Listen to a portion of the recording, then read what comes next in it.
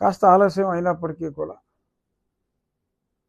ఆలస్యం అంటే ఎక్కువ ఆలస్యం కాదు, ఒక maximum not more than 5 months, ఈ 5 నెలల్లో ఈ చేప చాలా వరకు కంట్రోల్ చేయటం జరిగింది, వ్యర్థాలు కలపకుండా. కానీ ఈ సిపి ద్వారా వ్యర్థాలు కూడా చాలా ఎక్కువ ఉన్నాయి కాబట్టి ఆ కెనాల్ వాటర్లో ppm 1 ppm 2 ppm కూడా కొన్ని చోట్ల వెళ్ళిపోతుంది కాబట్టి అవన్నీ కూడా చేపట్టడం జరిగింది. అలాగే ఎన్నో చోట్ల మనుషుల వ్యర్థాలు మరి ఆ నీళ్ళల్లో ఆ పక్కనే గుడిసెలేసి ఇంకోటి వేసి ఆక్యుపై చేసి, కొంతమంది మీడియాలో పబ్లిసిటీ చేస్తారు, రాజుగారు చాలా క్రూరంగా ఉన్నాడు, పేదల ఇల్లు తీసేస్తున్నాడని.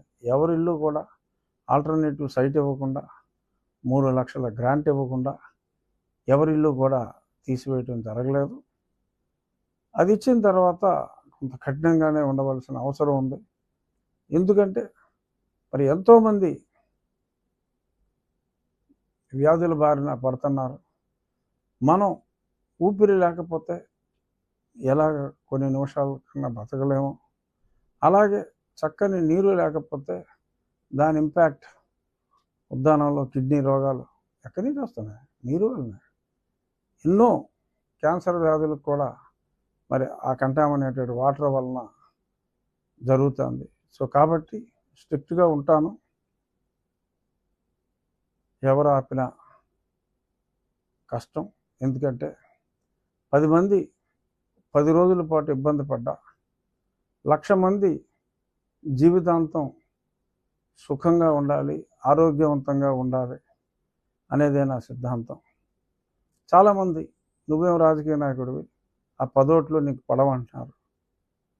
కొంతమంది సోషల్ మీడియాలో కూడా చెప్పారు, రాజుగారు మాకు ఓట్లు అక్కర్లేదంటున్నాడు అని వైసీపీ వాళ్ళు ఆ మధ్యన సోషల్ మీడియాలో కూడా తిప్పారు. మంచిదే, నేనేం బాధపడను. ఎందుకంటే నేను చూసేది ప్రజా సంక్షేమం కోసం, ఆ 10 ఓట్ల కోసం కాదు. ప్రజలు సంతోషంగా ఉంటే ఓట్లు అనేది వాటంతటా అవే వస్తాయి. కానీ చాలామంది ట్రోల్ చేస్తున్నారు కాబట్టి రాజుగారు ఇలా మాట్లాడాడు, మీరు నాకు ఓటు వేయకపోయినా పర్లేదు అన్నాడు. నేను ఆ ఉద్దేశంలో కాదు. మీకు ఓటు వెయ్యం అని అంటే పర్వాలేదు, మీరు ఆ కొద్దిమంది ఓటు వేయకపోయినా నేను పర్వాలేదు అన్నది. ఎందుకంటే ప్రజల సంక్షేమం గురించి, లక్షల ప్రజల సంక్షేమం గురించి కొన్ని వందల మంది కొద్ది రోజుల పాటు ఇబ్బంది పడితే దానివల్ల సమాజానికి మంచి జరుగుతుందనే ఉద్దేశంలో అన్నాను. ఎందుకంటే కొంతమంది అపార్థం చేసుకున్నారు కాబట్టి నేను ఇంత సవివరంగా వివరణ ఇస్తున్నా. ప్రజా సంక్షేమం కోసం ఒకళ్ళిద్దరి మనసుల్ని తాత్కాలికంగా కష్టపెట్టినా తప్పదు, మరి కష్టపెట్టాల్సి వస్తుంది. అంటే చంద్రబాబు నాయుడు గారు ప్రవేశపెట్టిన P4 అది మంచి కాన్సెప్ట్. ఏంటంటే సమాజంలో అత్యున్నత స్థాయికి వెళ్ళిన 10% మంది, సమాజంలో అట్టడుగు స్థాయిలో ఉన్న ఒక 20% మందిని ఎంపిక చేసుకొని వారి కుటుంబ బాగోగులు, అంటే పిల్లలు స్కూల్లో సరే ఈ అమ్మఒడి వస్తుంది కదా అని నువ్వు అనొచ్చు. ఈ అమ్మఒడి ఒక లెవెల్ దాకా వస్తుంది, ఆ ఫీజులు కూడా సరిపోకపోవచ్చు ఇవాళ ఉన్న. అంటే ఈ విద్యా వ్యవస్థని సమగ్రంగా మార్చి ప్రైవేట్ స్కూళ్ళని, ఆ మధ్య నారా లోకేష్ గారు అసెంబ్లీలో చెప్పారు,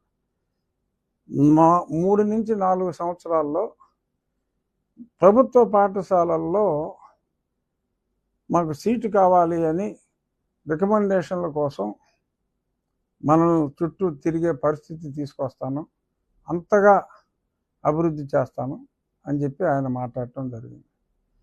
సో ఇటువంటి మార్పులు వచ్చేదాకా అంటే అదొక 3 సంవత్సరాలు పడుతుంది. అలాగే చాలా గవర్నమెంట్ హాస్పిటల్స్ కూడా, మెడికల్ కాలేజీలు అండర్ కన్స్ట్రక్షన్ ఉన్నాయి. ఒక 20-25 ప్రతి జిల్లాలో 1 లేదా 2 మంచి మెడికల్ కాలేజీ వచ్చి 1000 బెడ్ హాస్పిటల్ వస్తాయి. వైద్యం కూడా చాలా ఇబ్బందిగా ఉంది అందరికీ. సో ఆ విద్యా వైద్యం అనేది రాబోయే రోజుల్లో ప్రభుత్వం చేయగలదు. బట్ ఆ వచ్చేదాకా ఆ అట్టడుగున ఉన్నవారికి సహాయం జరగాలి అంటే డబ్బున్న వాళ్ళు ముందుకు రావాలి.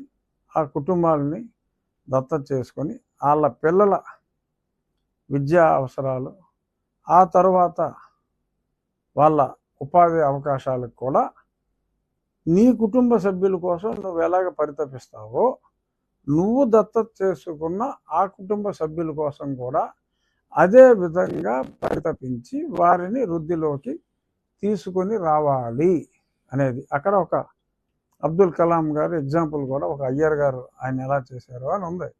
సో ఇది ఈ కాన్సెప్ట్, బేసిక్ కాన్సెప్టు మనకి ఎప్పటి నుంచో ఉంది. కొన్ని దశాబ్దాలుగా, శతాబ్దాలుగా కూడా.